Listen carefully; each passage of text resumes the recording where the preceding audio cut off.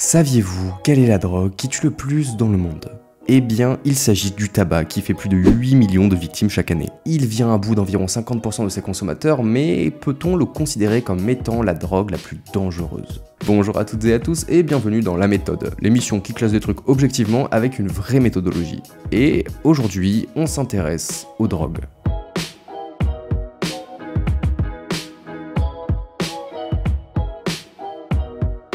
Il ne faut pas vous droguer.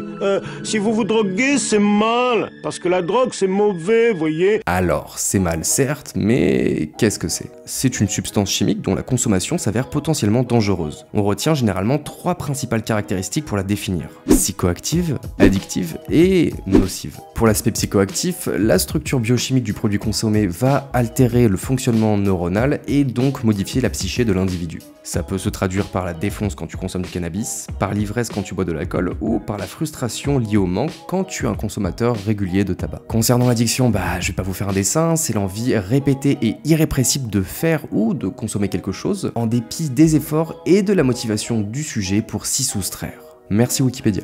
Et la nocivité, c'est l'impact direct qu'a la substance sur votre santé physique. Ça peut se traduire par une overdose, par un cancer ou je ne sais quelles autres maladies ou complications médicales. Alors attention, imagine tu as fumé du cannabis, tu es défoncé, tu prends le volant, ne faites jamais ça, tu te blesses ou au pire tu meurs, on ne considère pas ça comme une donnée liée à la nocivité du produit. Ce qui nous intéresse ici, c'est l'impact direct de la substance sur le métabolisme.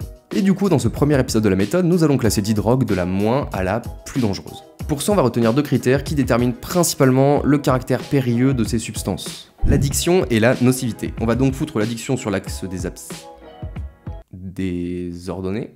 Bref, le trait vertical là. Puis la nocivité qui renvoie au dommage physique brut sur les abscisses. On fixe des quotients allant de 0 à 3. Genre 0, il y a 0 danger. 1, c'est un peu risqué. 2, ça commence à être chaud. Et 3, le risque est extrême. Mais du coup, comment on va faire pour évaluer le niveau de toxicité et de dépendance des drogues qu'on va classer? Et bien pour ça, on va s'inspirer de la méthode utilisée dans un article scientifique appelé Development of a Rational Scale to Assess the Harm of Drugs of Potential Misuse. Et merci l'accent. Je ne comprends pas. On va utiliser 3 sous-critères pour mesurer chacun de ces facteurs. Pour les dégâts physiques, ce sera les dommages aigus à comprendre par le risque de toxicité que peut impliquer une seule prise. Ensuite, les risques liés à une consommation chronique, du coup sur long terme. Et finalement, les potentiels préjudices qu'implique une consommation par intraveineuse. Je rappelle juste que je me base toujours sur la méthodologie de l'article que je viens de citer. Et pour la dépendance, on part sur le plaisir ressenti par l'individu lors de sa consommation, son état de dépendance physique, puis son état de dépendance psychologique. Enfin voilà, vous pouvez trouver le lien de cette étude et toutes mes sources dans la description. Bref, faites rentrer les accusés, à savoir le cannabis, l'alcool, le tabac, le crack, la cocaïne, l'héroïne, le LSD, l'ecstasy, les champignons hallucinogènes et la codéine. Mais juste avant de commencer, je tiens à préciser que cette vidéo n'encourage aucunement la consommation de ces substances. Même si on va voir que certaines drogues sont moins dangereuses que d'autres, ça reste de la merde, tu n'y touches pas. D'ailleurs, fais tes petits pronos sur les résultats du classement et poste en commentaire tes estimations, je pense que certains seront surpris. La psilocybine, qui est le principe psychotrope de certains champignons hallucinogènes, est notre drogue la moins dangereuse. Comme précisé, il appartient à la famille des hallucinogènes qui provoquent des hallucinations. Consommer des champignons à base de psilocybine permet à certains de ses consommateurs de vivre une expérience qu'on qualifierait comme étant mystique. L'altération des sens est si puissante qu'elle peut amener des visions kaléidoscopiques multicolores avec une modification des perceptions sonores et tactiles. Mais malgré son fort potentiel psychoactif, la psilocybine est très peu addictive. Alors d'après les données que j'ai à ma disposition, les scientifiques estiment que le niveau de dépendance physique lié à la prise des champignons magiques est nul. Sur le plan psychologique, il n'y a que quelques risques mais qui restent faibles.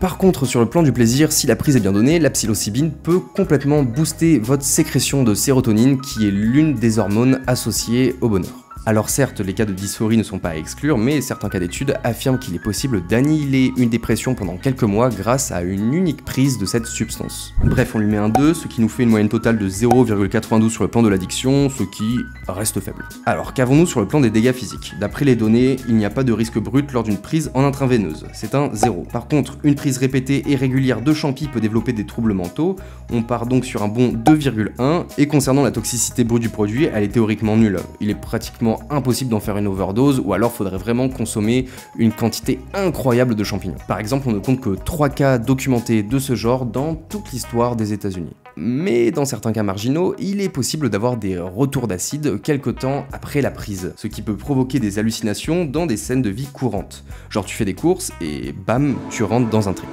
Alors ces flashbacks interviennent quand le sujet est fatigué et sont vraiment très rares, mais on met quand même un 1 car le risque existe tout de même. Ça fait 1,03 pour la nocivité. Bref, on est sur un ratio de dangerosité de 0,975, ce qui s'avère être plutôt faible.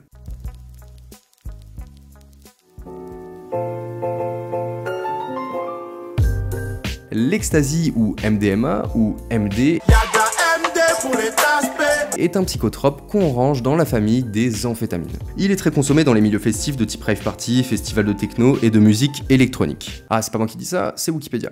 Elle libère dans les neurotransmetteurs une forte dose d'hormones liées au bonheur du genre la sérotonine, la dopamine et la noradrénaline. Prendre de la MD, ça implique un effet très euphorisant et parfois même hallucinatoire puisque tes sens peuvent être altérés à des degrés plus ou moins importants. Enfin, tout dépend du produit. Pour le plaisir, on fixe un quotient de 1,5, malgré la joie immense que peut être ressentie au moment de la prise, la redescente peut être vraiment violente. Pour certains, ça peut se traduire par un sentiment de désespoir aigu qui, heureusement, si la prise est occasionnelle, ne dure que quelques heures. Si le sujet consomme régulièrement de l'ecstasy, la dépendance psychologique est réelle, on lui met un 1,2. Au niveau de la dépendance physique, c'est plutôt tranquille même si le risque 0 n'existe pas, du coup 0,7.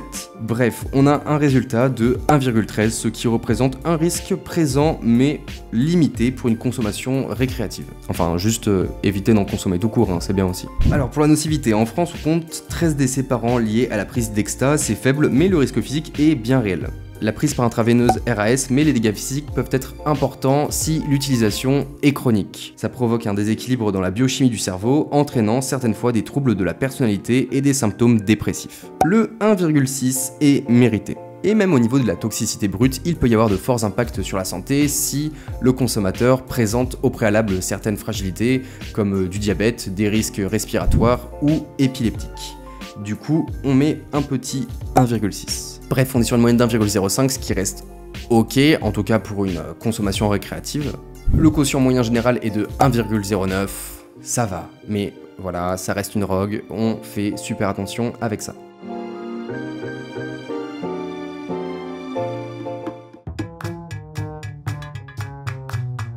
Le LSD ou diéthylissergamide est un psychédélique hallucinogène et psychostimulant. On ne le présente plus, sa popularité est souvent liée au milieu des arts et de la fête. Désolé les fans de techno, mais d'après Wikipédia, encore, vous kiffez ce truc. Alors ça ne provoque pas forcément des hallucinations, mais plus une modification de la perception de la distance, des couleurs et des formes, bien que les effets soient subjectifs. Le plaisir ressenti lors d'une prise est assez fort, on lui met 2,2. La dépendance psychologique est réelle si la consommation est régulière, mais faible lors de prises ponctuelles. La dépendance physique est quant à elle quasiment nulle, bref, on est sur une moyenne raisonnable de 1,23. Au niveau des dommages qu'occasionnerait une prise régulière, si t'as des troubles mentaux, il y a de fortes chances pour qu'ils se dégradent. Mais ce n'est pas tout le monde qui souffre de pathologie mentale, du coup on reste sur un 1,4. Et par contre, au niveau de la toxicité aiguë du produit, il est impossible de faire une overdose. Mais un mauvais dosage peut entraîner de violents effets hallucinogènes, provoquant un important trouble émotionnel qui, dans les cas les plus extrêmes bien sûr, peut mener au suicide. Sans compter les risques de flashback, mais bon, qui restent assez rares. On va mettre un petit 1,7, ce qui nous fait une moyenne de 1,13 pour la nocivité du LSD. Bref, le produit reste peu dangereux si la consommation est ponctuelle et bien encadrée. Mais c'est juste mieux de pas du tout en consommer.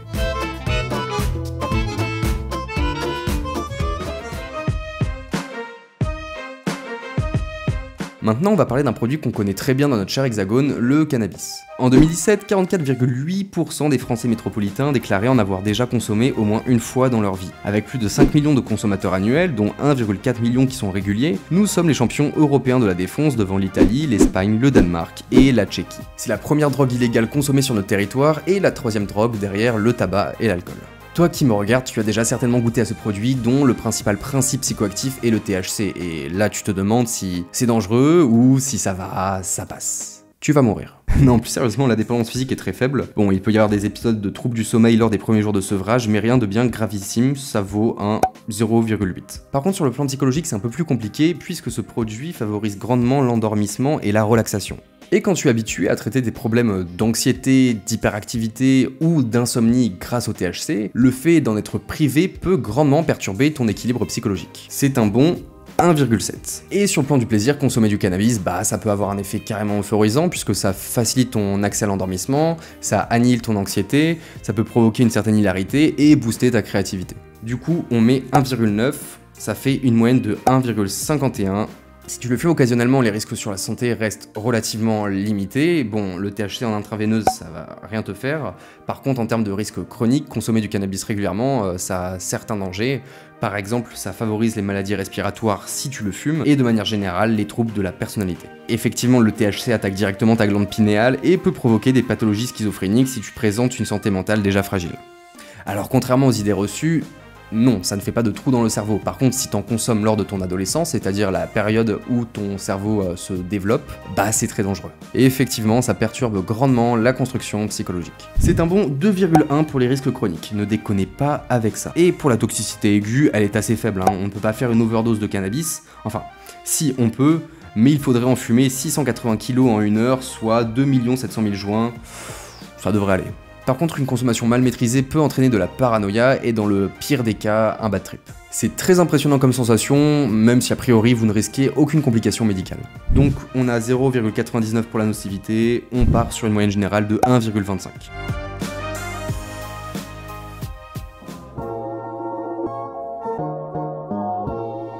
On commence à arriver sur du lourd avec le tabac, la drogue qui tue le plus dans le monde, en venant à bout de 50% de ses consommateurs. Alors au niveau de l'addiction, la dépendance physique est forte. Le manque de nicotine déclenche des sensations de vif inconfort. Voilà, le corps et le cerveau manifestent leurs besoins de cette manière. Fumer répond à certains besoins physiques et mentaux qu'on associe psychologiquement à la consommation de cigarettes. Ça peut être la concentration, la sociabilisation ou même la décompression. Le sevrage peut même rendre certains consommateurs fous. Ça part sur un bon 2,6. Et le plaisir apporté par la consommation de nicotine correspondrait, d'après les études scientifiques, à un quotient de 2,3. Bref, la moyenne d'addiction est de 2,21, on commence à jouer dans la cour des grands. Alors, le risque par intraveineuse est nul, la toxicité aiguë est relativement faible. Par contre, au niveau des risques chroniques, là on part sur un bon 2,9. Bah oui, 50% des consommateurs réguliers en meurent, c'est plutôt énorme. Bref, on est sur une moyenne totale de 1,725.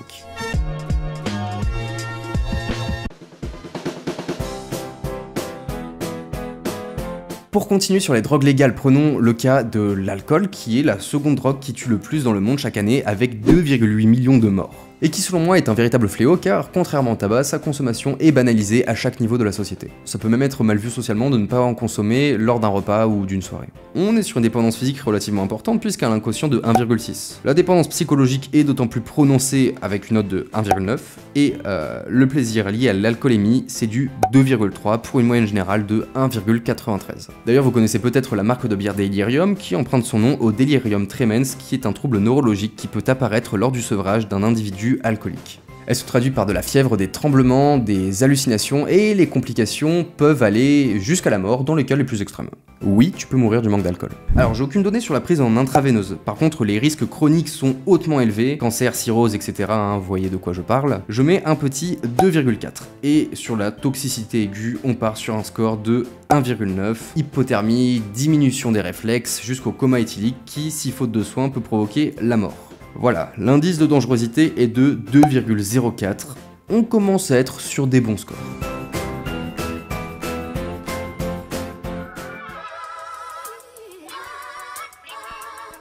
Bon, maintenant on s'attaque au haut du panier avec la cocaïne. Issue de la feuille de coca, la coco, la blanche ou encore la coke est un puissant stimulant du système nerveux cérébral. Généralement réservé à une élite fortunée, sa consommation se répand de plus en plus dans toutes les catégories socio-professionnelles. L'augmentation du rythme de travail dans les sociétés occidentales a littéralement boosté la consommation de la cocaïne qui permet d'atteindre les nouvelles exigences en termes de productivité. Elle est présente chez les cadres, les restaurateurs, le personnel médical ou aérien. Cette pratique sociale qui est une résultante de la pression économique qui règne dans notre société peut être vraiment dangereuse. Alors, qu'est-ce que ça dit au niveau de la dépendance?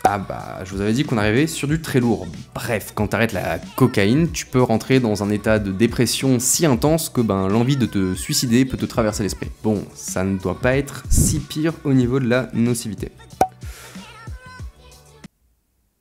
Bon, outre les risques d'overdose, quand tu consommes de la coke, ton flux sanguin s'accélère et tes vaisseaux se resserrent. C'est comme si tu injectais plus d'essence dans ton moteur, mais avec des conduits plus fins, c'est ultra dangereux. Dans le cas de la prise de cocaïne, ça augmente grandement le risque d'accident cardiovasculaire. Bref, on est sur un coefficient de dangerosité de 2,36 et bah c'est vraiment beaucoup.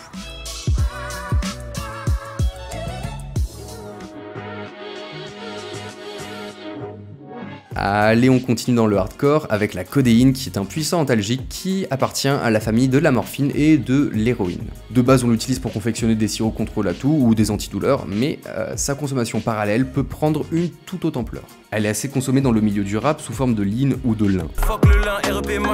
C'est genre un mélange de sirop contre la toux et de soda qui a un aspect violet. Lil Wayne aux États-Unis est un très gros consommateur et en France, on a Gizmo qui expliquait en avoir consommé pendant quelques temps. Mais les effets du purple drink sont désastreux à tel point que le rappeur Trippie Redd a fait une vidéo comparant ce produit à de l'héroïne liquide. Rien que ça. Alors je n'ai pas énormément de données sur la codéine, s'il y a des experts ou des consommateurs de cette substance qui me regardent, si vous voulez me corriger, faites-le en commentaire. Mais on est sur une dépendance psychologique et physique très élevée avec des ratios respectifs de 2/3 et un potentiel plaisir qui monte à 2,3. Certains expliquent que consommer de la codéine sous forme de lean, c'est comme vivre un rêve éveillé. La codéine a un potentiel toxique très élevé. Toujours dans le rap, sur la même année 2007, c'est DJ Screw et Pimp C qui ont fait une overdose. ASAP Yams, lui, en est mort en 2014. Mais la victime la plus emblématique de la codéine reste le très célèbre Juice WRLD, qui, en tentant d'échapper à un contrôle de police à l'aéroport de Chicago, aurait dissimulé une partie de sa consommation dans son organisme, le tuant littéralement. Hop, 2,5 sur les risques chroniques.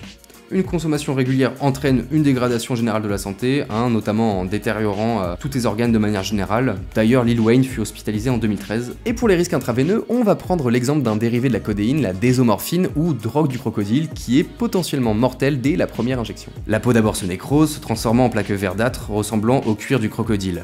Puis la chair et les muscles se décomposent, les organes sont attaqués, les os fragilisés de façon irréversible. Bref, l'espérance de vie des utilisateurs de la désomorphine atteint rarement 3 ans. Ça part sur un 3, ce qui fait 2,66 pour la nocivité, et on est sur une moyenne générale de 2,38.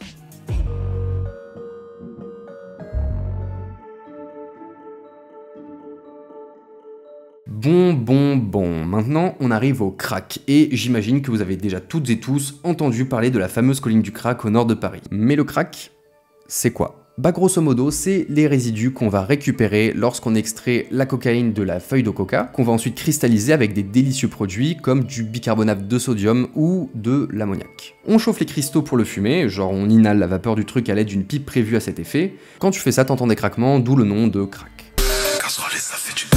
Et c'est un véritable fléau. Selon la majorité des témoignages, les effets du crack sont plus intenses que ceux de la cocaïne, mais avec un effet psychoactif plus court, genre 5 à 10 minutes. On est sur du 3/3. Ensuite, la dépendance physique et psychologique peut s'opérer très rapidement, genre même après une simple dose pour les plus vulnérables. Le sevrage est extrêmement pénible, l'individu est soumis à une dépression et à une fatigue extrême qui l'empêche généralement de travailler ou d'assurer des tâches basiques de la vie de tous les jours. Voilà, une petite moyenne de 2,86 pour le potentiel addictif. Alors pour la nocivité, le crack est extrêmement nocif. Il peut amener à une intoxication sanguine ou à une overdose si l'injection est intraveineuse. Du coup, un petit 3. En termes de toxicité aiguë, la redescente après une prise peut être vraiment violente, mêlant sentiments dépressifs et d'importants maux de tête. C'est d'ailleurs compliqué de ne pas réitérer l'expérience pour mettre fin à cette douleur.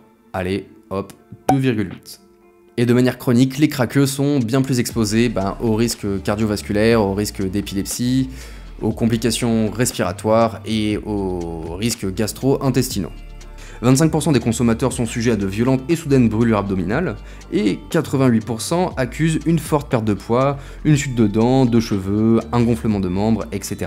Par exemple, j'ai déjà vu un crackhead allumer son briquet juste avec son index, parce que le reste de ses doigts était trop enflé pour l'utiliser. Et je ne vous parle même pas des hallucinations et des psychoses paranoïdes, et d'un sentiment de dépression intense pouvant nécessiter une grosse assistance psychiatrique. Une belle merde qui récolte une moyenne générale de 2,86.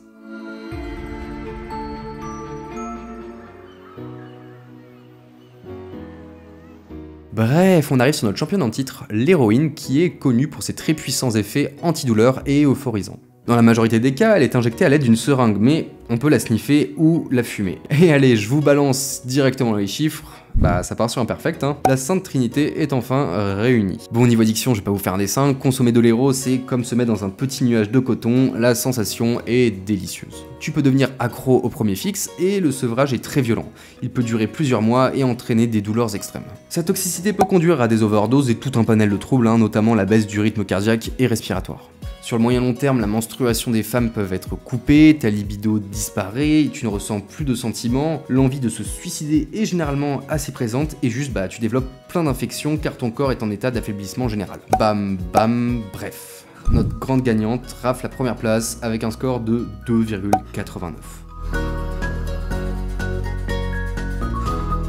Enfin voilà, c'est la fin de cette vidéo, j'espère qu'elle vous aura plu. Et encore une fois, je rappelle que je n'encourage aucunement la prise des produits que je viens de présenter, hein, c'est de la merde, tous. Je sais qu'il y a des psychotropes qui ne paraissent pas risqués, mais juste non, c'est dangereux. Il va falloir se trouver une autre addiction comme ma chaîne YouTube. On s'abonne et on like. Puis concernant la méthode utilisée, elle n'est pas parfaite et j'en ai conscience. Moi-même, je suis un peu surpris par certains résultats. Par exemple, je trouve que le coefficient du tabac est assez modeste et je pensais pas que ce serait si faible pour le LSD. Bref, si vous voulez me donner votre point de vue sur comment, selon vous, il faudrait traiter ces données, je vous invite à le faire en commentaire. D'ailleurs, comparez-y vos pronoms en début de vidéo avec les résultats actuels. Il y a plein d'autres méthodologies qui existent, notamment certaines qui incluent le préjudice de ces consommations pour la société.